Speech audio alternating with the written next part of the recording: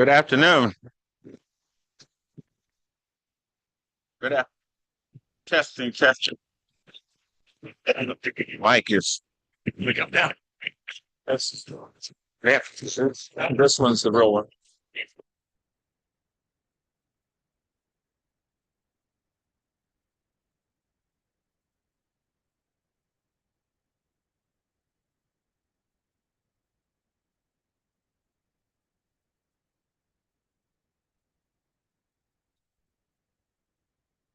Testing. This testing. Can we get a testing? Testing. Nope. Testing. Testing. Welcome to the Rotary Club of Lexington, the second meeting of the 2026. Welcome to those of you who are on Zoom. Thank you very, very much for being here, and we appreciate your attendance. My name is Bill Wilson. I'm your servant leader for the next 3 months. And now,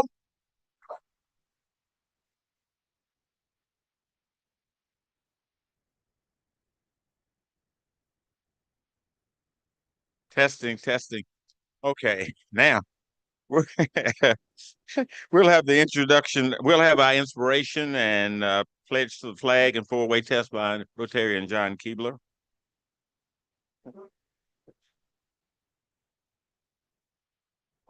Thank you, Bill. The way you were starting to shout out, I thought maybe you were part of the Army Field Artillery Unit and this was part of your training. Let us start with pledge to the flag. I pledge allegiance to the flag of the United States of America and to the republic for which it stands, one nation, under God, indivisible, with liberty and justice for all. And the four-way pledge. Truth, as for all concerned, will improve goodwill and better friendships with a view to all concerned. Have a seat. Wait a minute. This wasn't supposed to happen. So what happened? So let's find out in our story today. The story of two woodcutters, Charlie and John. Their names have been protected, but both of them are from the same town, and it's not Lexington. One day they argued about who could chop the most wood, so they decided to settle it and have a wood cutting competition to determine who would have the bragging rights. The rules of the competition were pretty simple. Whoever produces the most wood during the afternoon wins $500 cash. So they moved toward the wooded area, both taking up positions, and started to feverishly cut away. The sound of axes hitting the woods echoed throughout the forest, with both contestants matching their opponent, stroke for stroke. That lasted for about an hour, and then suddenly, Charlie stopped. John noticed that there was no chopping coming from Charlie's side, so he thought, I got him. He's tired already. So he continued to chop away his trees, and with double motivation and pace, he could smell the money. About 15 minutes passed, and John heard his opponent chopping away again, and he thought with a smug smile, so the two of them carried on with their chopping, now almost in sync. John was starting to feel exhausted, but he noticed once again Charlie had stopped. He's too tired. He's now resting, so I got him. Feeling motivated and sensing victory close by, John continued after a brief rest and a big smile on his face. 15 minutes later, John heard his friend chopping away again. He marshaled his energy, and together they kept chopping through the competition. This went on throughout the afternoon. Every hour, Charlie would stop chopping for about 15 minutes while John kept going persistently. While the competition finally ended, John was totally confident that he would triumph. The time has come for the great reveal. He was dead tired, but he knew he had the victory. To his surprise, Charlie had actually chopped more wood. Astonished, John said, "How could this possibly happen? How could you have cut down more trees than me? You work less time than I did. I even heard you stopping each hour to take a break." Charlie smiled. Well, John, the fact is simple. Every time I stopped while you were chopping down more trees, I stopped to sharpen my axe. In today's competition, in our environment today, everywhere seems to be busy. Most of us are just too busy doing what we're trying to do to achieve success, like John did. They don't take the essential time required to enhance their knowledge through Rotary Institute, to renew themselves, to learn and to grow, to sharpen their axe. The Rotary Club provides that perfect opportunity to learn to grow and sharpen their axe.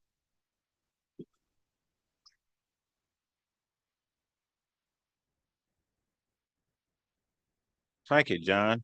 And now we'll have the introduction of guests by Rotarian Harsler.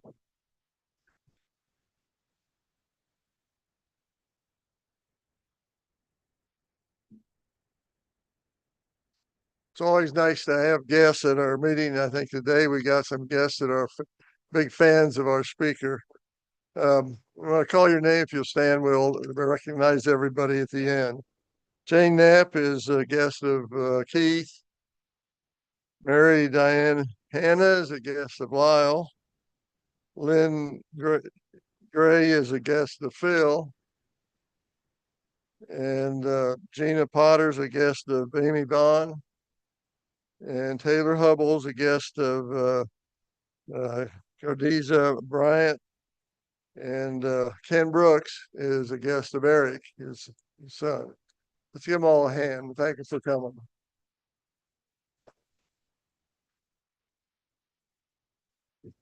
To all of our guests, welcome to Rotary, and hopefully you will come back again and visit with us. And now our lottery, Rotarian Gookin. Aha. Here it is, right here. The last three numbers are 639. 639. Oh, okay. What's the card? What's the card that pulls? Ace of diamonds. Ace of diamonds is what you're trying to find. And how much money do we have in the pot? About about 616. Ace of diamonds is what we're looking for. All right, do one at a time? All right. Yeah. Keep that.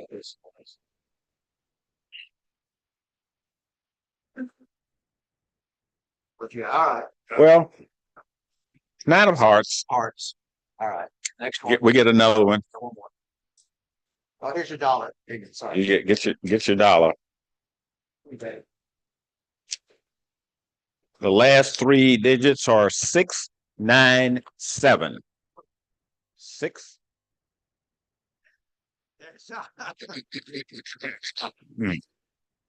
Somehow I knew this.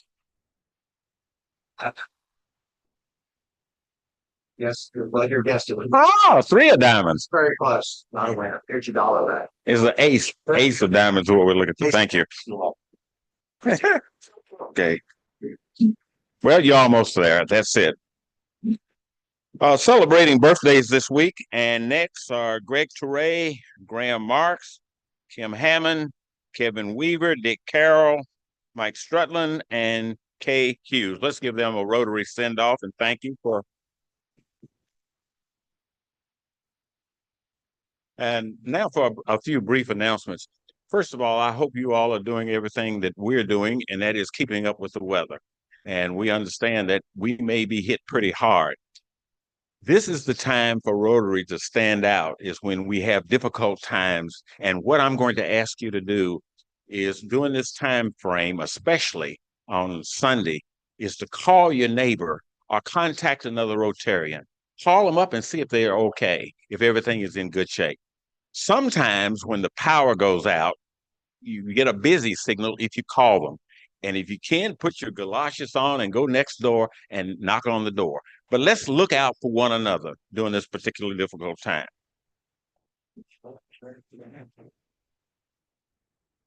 The next thing I do is, I wonder if you all are familiar with RLI, it's the Rotary Leadership Institute. I'd like for all those who've graduated from this institute to please stand. All those who've been a part of the Rotary Leadership Institute. Now, ladies and gentlemen, these are people who have taken advantage of the information and knowledge that has come in, and training that we've offered through Rotary. Thank you all very much. Now, I would like to thank the facilitators here and the program coordinators. Would you all please stand? Program coordinators. Our next Rotary Institute will be initiated on February the 7th, starting at 9:30. Look at your wheel horse for all the details connected with it. If you have any other questions connected with it, call Judy Worth. She's been here for quite some time. This is a really good program, and I'm going to use a key word here. It's free. So you can come and get some really good information, whether you're a brand new Rotarian or whether you're a person who's been around for a while, you can always gain the experience and information that is provided. So we hope to see you February the 7th. So please register now or as quickly as possible. Check your wheel horse for additional information. Have any other questions? See Ms. Judy Worth. Okay. Next, we're going to have a special thing coming up next on the 29th. And I've asked Lyle, who's our president-elect, to give us an idea of what that's going to be. But equally as important, the success of our program also depends upon quality speakers. And Lyle is the person who's been bringing these speakers to us. So thank you, Bill. I'm glad to see such a good crowd here today. We've got some great programs coming up. So next week, no, we're not going to be here, but we're going to be at the Aviation Museum because it's the fifth Thursday. But Jerry Vandermeer has put up a great program. Man, if you've not been out to see this at the airport, it's a lot of fun. We'll have a great lunch, and I think it's really worth coming to. But after that, you know what? We've got Country Boy here, so get here early because they're bringing some beer, and they're a big sponsor of all of our big events. So they're going to tell us about their business and how they've grown it. And then the next week, we've got a guy here that's going to talk about the Dead Sea Scrolls or ancient scrolls. Should be a lot of fun. We got a lot of great programs coming up. But I got to tell you, did you notice how many? We had quite a few female guests this time. That's because our speaker here is so fantastic. My wife was in tears when she heard he was coming. So let's move on to the speaker and make it a great day. thank you.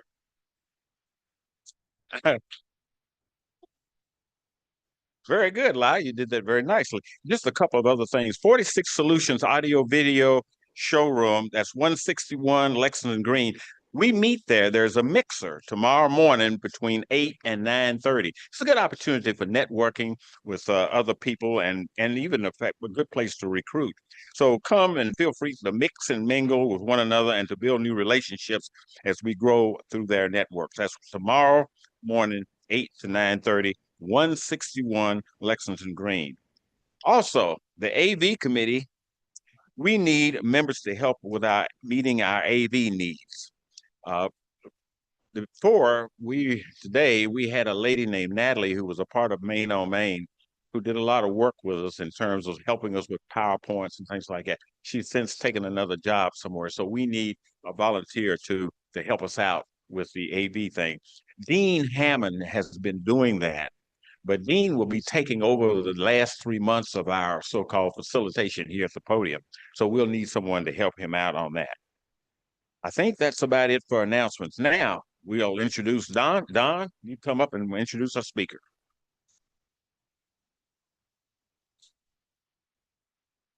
Well, good afternoon, fellow Rotarians. I see some of you occasionally on the Zoom meeting, but I don't get to see many of you in person very often. So it's not lost on me that you're welcome. So, but I've been given the honor and privilege of introducing a man that I have a ton of respect for, and I mean that sincerely.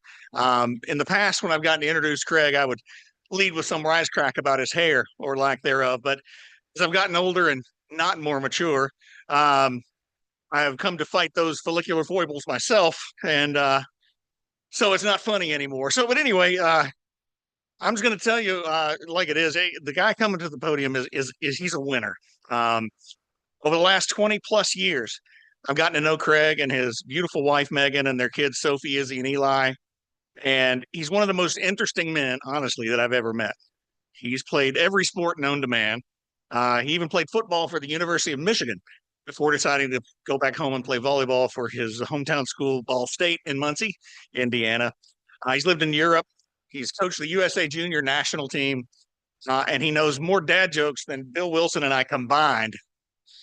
But most importantly, he has led Kentucky volleyball to the NCAA tournament every single year since he's been in Lexington. That's 21 years straight. And that's something, yeah. And that's something I noticed it says this in the wheel horse as well. That's something only 8 schools in the country can say. 5 other schools. That's what I said.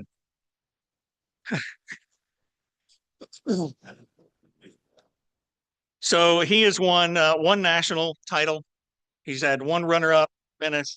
He's won 9 consecutive SEC regular season titles and the only SEC tournament title since the tournament was reinstated in 2025. He has 27. He's coached 27 All-Americans, and he's brought in 71 All-SEC honors, including 6 SEC Players of the Year, 5 Freshmen of the Year, 11 Liberos of the Year, and a Defensive Player of the Year. He's been named the SEC Coach of the Year 8 times, the ABCA All-South Region Coach of the Year 4 times, and was both the ABCA and Volleyball Magazine's National Coach of the Year in 2021.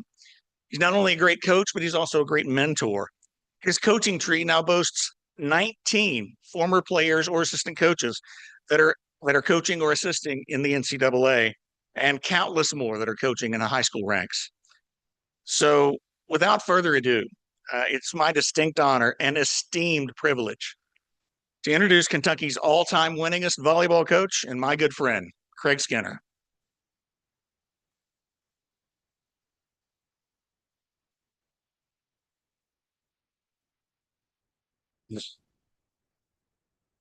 Thank you. Please, please. Donnie, I appreciate it. Like always, I'll give you that $100 bill later. But I enjoy speaking and thank you, Lyle, for asking me to speak. Although I think your wife was instrumental in that. No, just kidding. But I spoke to the chamber board a couple weeks ago and I told this story. But when I was 26 years old, I coached at Wisconsin and I quit to go into banking, training, commercial lending. And my dad was either at the chamber meeting or the Rotary meeting, I can't remember which, saw an acquaintance of mine and said, "Hey, did you see that Craig finally got a real job?" I was like, "Oh, Dad, I appreciate your vote of confidence in volleyball world of coaching." So a year later, I quit banking, went back into coaching. But I just share that because I found something that I had a passion for. I enjoyed it. I enjoyed teaching. I enjoyed competing. And so I got back into it. And I just wanted to share a few things that success of our program, but I think maybe some reasons why. So I want to show a short video first of our SEC tournament championship highlight video, and then we'll carry on, hopefully. Oh, we got to turn it on. That would be good. There we go.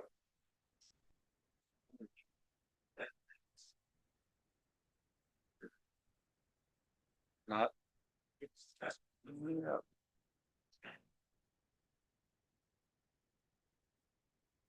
I'm not sure. Yeah. I think I made it on a PC.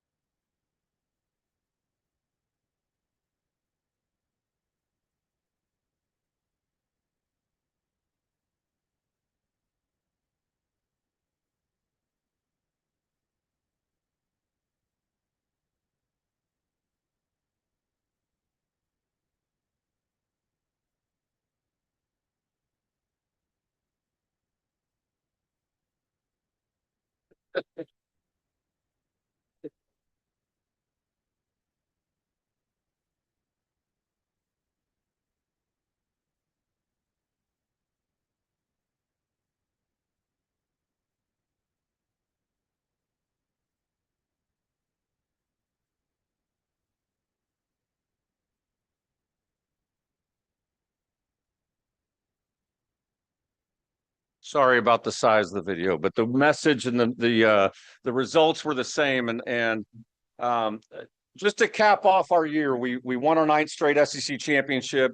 The last time we had the tournament was 2005, my first year in the SEC. We did not win the SEC tournament then. It was not a good result for us. Went all the way to the championship game again this year. Fascinating. We were the first SEC program ever to win a national championship. A&M was the second program ever. The sport of volleyball in this league in this part of the country is blowing up. And we were just on the SEC head coaches meeting in Birmingham yesterday, and ESPN promotional people say the growth and the viewership of volleyball is unparalleled of any sport in the country. And so it's just going to continue to grow. We were lucky enough to win 27 straight matches this year and go 15-0 in the league. So an unbelievable season, capped off by coaching an unbelievable group of people. And I kind of wonder, what is my role in this? Because one of my messages to our team is we all have different roles, but they all have equal value. I don't care if you're the starting best player on the team or the person coming off the bench, our manager, our athletic trainer, our strength coach. We all have different roles, but they all have equal value to make a team get to championship level. And I strongly believe that championship level is a choice. There's a few things that I think about with my role in no particular order. The first is developing people. Okay, our staff, our players, our managers, anyone that's part of this program is how can I help develop people? The second thing is decision making. I never knew when I was an assistant coach the number of decisions that I would have to make as a head coach. That consumes the majority of my bandwidth in my mind, is making decisions that are best for Kentucky volleyball. And then the last thing is, what type of leadership philosophy can we impose in our program that people will follow? It's all about, the people will follow us and follow our program, not necessarily me telling them what to do and dragging them through to the finish line. So it starts with developing people. I'm a teacher, I'm a leader, I'm a mentor. All of you in some capacity are in that, same role as a human being, whatever type of business you're in. And the first thing I think about with our team is we recruited all of our players.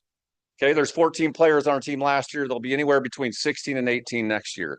It's our job to coach all of them.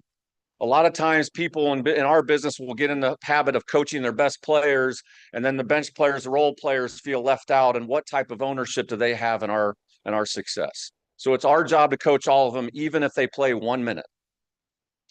Tell them the truth. Truth is awesome sometimes, the truth hurts sometimes, and the truth is crushing sometimes. But if you don't tell the truth, it will come back and haunt you for a long time. And so even to the point where there's players in our program that we've been asking to do things, asking them, sharing, this is what, showing them on video, this is how you can get from A to B. And they still just either choose not to or rebel or do whatever they want. And so it comes, the truth conversation is, hey, I understand this may not be for you. Is it time for us to recruit somebody else?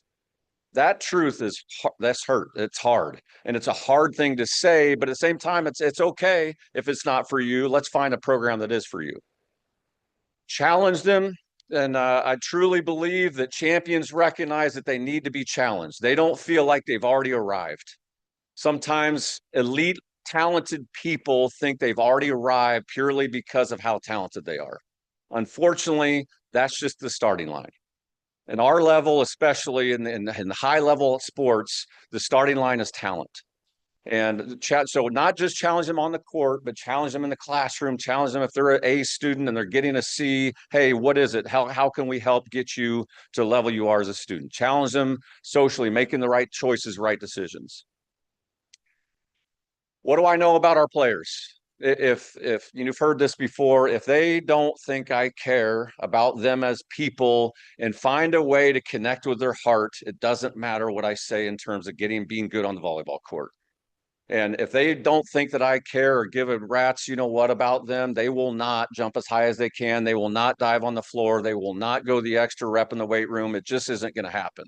So there's people that I relate to better. There's people I don't relate to as well, but I have to find some sort of connection with every player and every person on staff. I strongly believe that I cannot give them all the answers. There are some leaders, some coaches that I am going to tell them A to Z, this is the pathway. You got to do all these steps. You get there, you're going to be successful. That to me is they will have way less ownership and way less ability to navigate tough things under pressure if I give them all the answers. If they find a way to figure out some of this stuff on their own, then they're just going to be way more powerful when no coach is around. So if it's 14-14 in the fifth set against Texas, and they're trying to think about what one of our coaches told them in practice on Tuesday, too late. It's over. So can we get them to find some of the answers on their own? They will deserve and need second chances. Okay, they're 18 to 22 years old. I made really, really dumb choices and decisions when I was that age. And I'm not going to tell you half of those. But they're going to fail. They're going to struggle. They're going to make a bad decision on the weekend. They're going to do something stupid, miss class, all of those things. They're going to have a bad semester in the gym and just not live up to our expectations or standards. It's okay. Okay, but they get a second chance. They might get a third chance. I highly doubt they're going to get a fourth chance. It just doesn't work that way. But you understand what I'm saying. I truly think that champions make overall decision making, that we make better decisions. So there's in my feeling, and as I've gone through this, there's these macro decisions that we have to make. A huge, just general big picture decisions that I'm going to have to make. Things like, who am I going to hire on my staff? I don't want to hire someone just like me. I don't want to hire someone that doesn't complement the needs of our team and program. I want to hire people that may have different strengths than me, that might challenge me, that aren't yes people. So that's a really important macro decision. In recruiting, one of the things that I think is super important in building teams is that I can't go out and recruit 12 starters. Because if you have 12 starters on your roster, guess what? Half your roster isn't happy. They're not going to play. They just don't accept roles real well. So I need to find starters. I need to find role players, and I need to find people that are aspiring to get to that starting level. And it doesn't mean I don't find the best players, but I'm not necessarily the best. I want to find the right players for Kentucky volleyball. Style identity, there's lots of different ways to play volleyball. There's lots of different ways for Coach Pope to coach basketball or Coach Mins to coach baseball. So what style identity do I want Kentucky to be part of? Big macro decision I have to make. This one, in my opinion, is massive because there's lots of people, coaches, leaders in this world that lead through fear. Okay, leading through, do this. If you don't do this, you're over there, whatever. We'll just move on without you. I strongly believe that leadership through influence is way more powerful and highly more sustainable over the course of time than leadership through fear. Are we going to be simple? Keep it simple, stupid? You do 4 or 5 things really, really well, or are we going to be very innovative and complex and do things that no one can prepare for? I think that it's important to be really simple, and I think it's also important to be a little bit innovative and kind of try things, and if they work, then layer it on to the things that we already have intact. Scheduling is a big macro decision. Am I going to play really tough teams and challenge ourselves? Am I going to schedule wins to give our team confidence? These are all just big macro, big picture decisions that Kentucky volleyball has to make. To me, the meat and potatoes of this thing is the micro decisions. The little decisions that each of us make every single day. And I encourage you to Google examples of micro decisions on your phone today at some point in time. It's fascinating. And I think that all those little decisions, and you can relate those daily tasks to what you do, but also there's little daily decisions that you do in your day that compounded over the course of time will help you be really successful at something. So some examples of micro decisions are time. Obviously, there's a joke in our program that there's time and then there's Kentucky volleyball time. And I've been given crap about that ever since 2005, but nothing takes away people's respect for you if you don't respect and value their time. Period. It's the easiest way to lose people's respect. Sleep, nutrition, exercise. If you don't do these things, it's impossible for you to be clearly your best in your mind, in my opinion. If I don't get a good sleep, if I don't exercise, and if I don't fuel my body with the right things, it's not going to go well. If I have a Lamborghini and I put oil in the gas tank, it's not going to go 200 miles an hour. It just won't. So this thing right here that we all hold below our ears is important. And if you don't do the right, just make the right decision to fuel it, it doesn't work as well. Recruiting. So there's a point in time when we're recruiting a player is like, are they Kentucky volleyball or are they not? It's like that last little decision that we make. And man, this kid, she jumps up, she can grab the rim, she jumps out of the gym, she can run from here to there and flash time. But then she comes in our office and she hangs out. I'm about ready to offer a scholarship, and she puts her head down on the lap of her mom when I'm getting ready to throw the big pitch. Like, that kid doesn't care about Kentucky volleyball. So at that moment, I'm like, am I getting this really good athlete, or am I getting the kid that doesn't care if I ask him to do that or not? Those little decisions are huge. And I'm sure that, it could be the little decision. Hey, it's going to snow. Should we leave 15 minutes earlier, or should we leave on time? I mean, those little decisions every day make a difference in us having the ability to perform at our best. Playing time. Let me go back to the recruiting piece. Just in December, I get a phone call from a former four-time Olympian, played in the Olympics. Lloyd Ball is his name. He coached a kid that isn't playing in college right now. This kid was not in the transfer portal. I knew exactly who he was talking about bringing her. Didn't say her name, didn't say anything. It would have been real easy in that phone conversation to say her name, say we want to recruit her, say we had a scholarship for her. That would be tampering. That's against NCAA rules. There's no chance probably that anyone would know if I tampered or not. So at that moment, I got the decision. My problem is I will put my head on the pillow that night and know that I tampered, and I can't do that. So those little decisions are huge in the long sustainability of a program. Playing times, I mean, it matters, but playing time substitutions. So all of us coaches, you're not playing well, something's not going right. Do I put this kid in or do I not? It's 14-14, or it's 5-5 in the fifth set, or there's 1 minute left on the clock. Do I put that player in or not? Because some people think it just affects that player and it just affects the one that's coming out. No, it affects everybody on the floor. Every player is affected by one substitution. So it's my staff sometimes get angry with me because I don't make quick enough decisions. And they're right. But at the same time, I want to make sure I've checked every box. Now, sometimes I have to process that all in about 30 seconds, but those little micro decisions matter at the point of winning and losing. Staff responsibilities, there's micromanaging and there's giving your staff ownership in what they're doing. So if I tell Meredith, my associate head coach, hey, you got recruiting, run with it, just do it how you want. And she did this when she first got her. She'd never been a recruiting coordinator before. And she's like, well, Craig, I have all these questions. And so I give her a little bit of feedback and, hey, do this, do that. But I want that to be hers. And so it was intimidating. She was like, she wasn't sure. And there comes a time I'm looking over her shoulder and she's talking about doing this trip, and and she's going to make this decision. I'm going to say, no, you got to do this. If I just get over her shoulder and then tell her what to do after I've already said, this is your thing, that I'm micromanaging what I've already said before. So I lose all trust in that moment. So those little decisions are a big piece of, I think, what we do.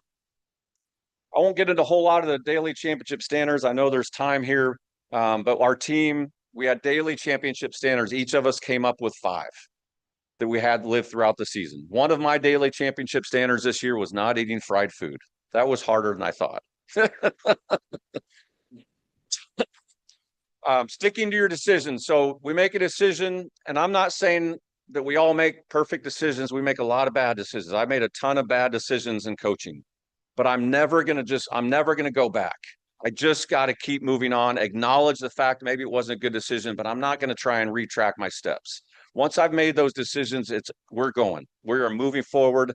When you're driving the car, you want to spend 95% of your time looking through the windshield and the rear view mirror. So super important.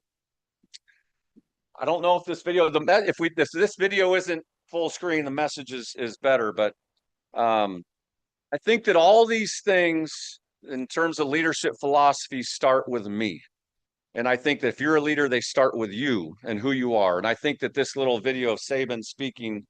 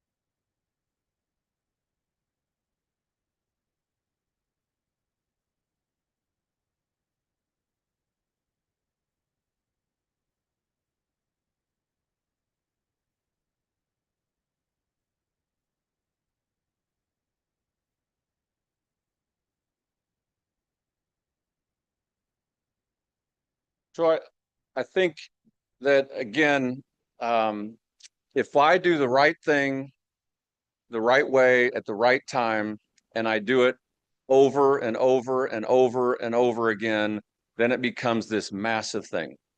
And I impose our players to do that all the time. If I'm in the weight room and I do the right thing at the right time, all the time, then over the course of a season, all of a sudden it's huge. Compound interest in banking, obviously. Okay, the first time you calculate the interest, $1,000. The next time you calculate it's $1,100. The next time you calculate it, it's same thing as an athlete, same thing as a person. Recruit and connect every day, self-explanatory. I strongly believe that I have to make a recruiting connection with somebody every single day. It can be a text. It can be, I just was in Austin, Texas the other day recruiting, and I just went in. I didn't need to see anybody, but there was a couple hours. I just went and talked to a few club coaches that maybe in a month from now or 2 months from now, we might need, something from them. Coach Minge and I talk about this all the time with baseball. There's recruiting who you want and recruiting who you are. Kentucky volleyball is recruiting who we are. And there's a lot of great athletes we passed on because they were not who we are. Okay. They were great. They were athletic. They were this or that, but they were not who we are as people and who our program is. Ownership, I think, is massive also. That I try and have a connection and conversation with every single person in our program once a week. And it can be 30 seconds. It can be a minute. It can be the top manager on our group of managers. We have 5 or 6 of them. It can be the person that just started yesterday. Somehow, some way, I want to try and find a connection with them because the little bit of ownership they have will help them work a little bit harder.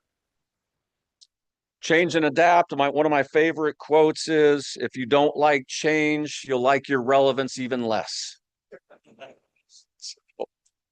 If we were still playing volleyball the way we did in 2005, I would not be standing here today. I would have been fired about 10 years ago. So it's just, change is not fun, but it's necessary and we have to adapt. COVID changed us all. We had to learn how to change a little bit, adapt as humans. We had to learn how to adapt in the college athletic world in the same. Is the voodoo real? I debate whether I tell the story or not, but what the heck.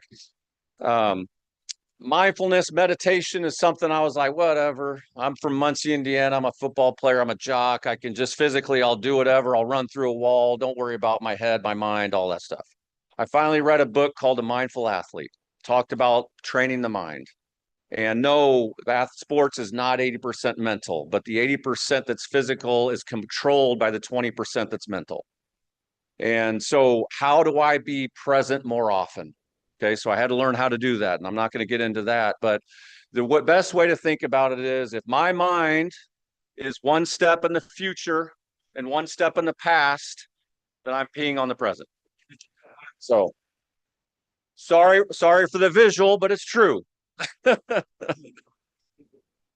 there's a lot more to that. My team laughs when I say that story, but that it is a fact. So I just like our players were in practice, and it's impossible for them to not think about something outside of the gym. It's impossible for them not to think about their exam or a relationship or their family or whatever. It's okay, but recognize it quicker and bring it back to us. When you recognize it's gone quicker, you have a better chance to have a better practice. 2005, my first season, our media relations director said, Craig, we're going to put you as the big focus on our poster. I said, no, we're not. It's not about me. It's not Craig Skinner's volleyball program. It's Kentucky volleyball. And she goes, Craig, we have absolutely zero else to promote this year. We were last in the SEC last year, and you just came from Nebraska and won all this stuff, blah, blah, blah. Okay, fine. So that's the last time that Craig Skinner was on the poster for Kentucky volleyball, because, hey, we're cool, we're good, we've won these championships. As soon as I start thinking it's because of me, then it's over. It's not about me. It's about Kentucky volleyball. And I think that sometimes leaders lose sight of how they got there. So I strongly encourage us to not think about that it's me, it's us. I'm not going to get into that because I think we're running out of time, but it's one of my leadership beliefs. Throw away all the things I've just talked about. I think that Calvin Coolidge sums it up pretty good. That persistence is everything, because we're all going to run into challenges. We're all going to have adversity. And there's a lot of really intelligent people in the world that didn't make it. And there's, a lot of others. But the more we press on, the more we continue to be persistent, whether we're having success or failing, the better chance we are to keep going and sustain it over the course of time. Another great thing, and I saw Drew Brees say this, and I wondered where he got it. He said, your actions speak so loudly, I can't hear what you're saying. Period. So you can be a leader, you can say all these great things as a person, but if you act in a different way, all the things you come out of your mouth mean nothing. So that's what I have today. I'd be happy to answer any questions, and they want to. Okay.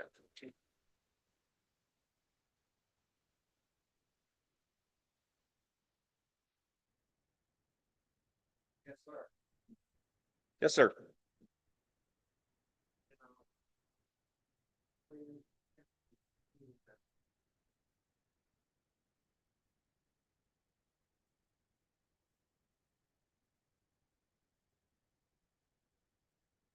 Oh, we have a wonderful cats program. That's a great question. Our academic advisor is a guy, you may remember his name. His name is Ricky Lumpkin.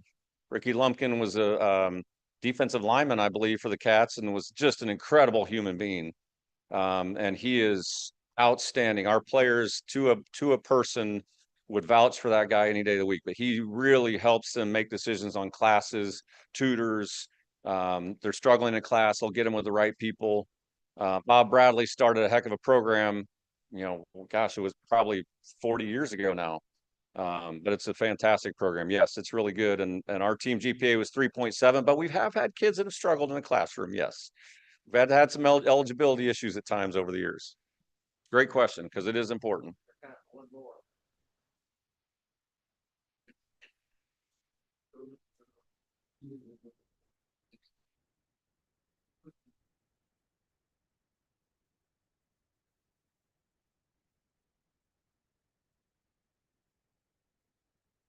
It's affected us an incredible amount. I mean, we've lost a lot of players in transfer portal. We've gained a lot of players in the portal over the last several years.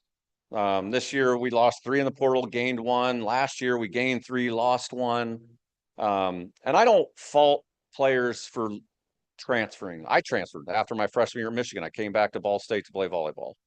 As long as it's for the right reasons. Like I struggle with players after 1 year not liking their roles, they want to go get it.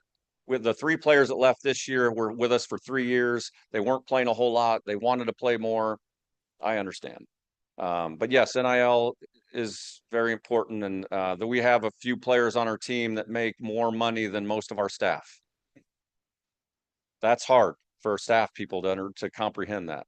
So, yes, sir.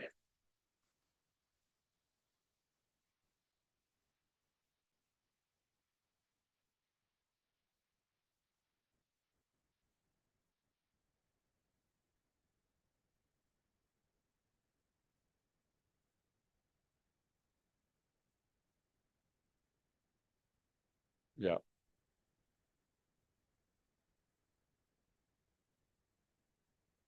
Yeah. That's a really good point, and I think in all honesty, I think the model that we're trying to operate by right now is unsustainable. You know, it's the Wild West, but even in the Wild West, when you had a shoot off, you got 10 steps, turn around and shot. There's no 10 steps here. I mean, you're just flying by the seat of your pants. But in our program, there's no one that's not a star player that's doing well financially in the rev share NIL world. Our best players are making the most money. So I'm trying to live to that. But there's also a player that left that felt like she could go get more money somewhere else, and someone's going to pay it even if they don't have the results. So it's not defined as well as it should be in terms of performance because if they don't perform, they don't necessarily owe us anything, just pick up and go somewhere else. And that's, we can't hold them accountable necessarily for performance.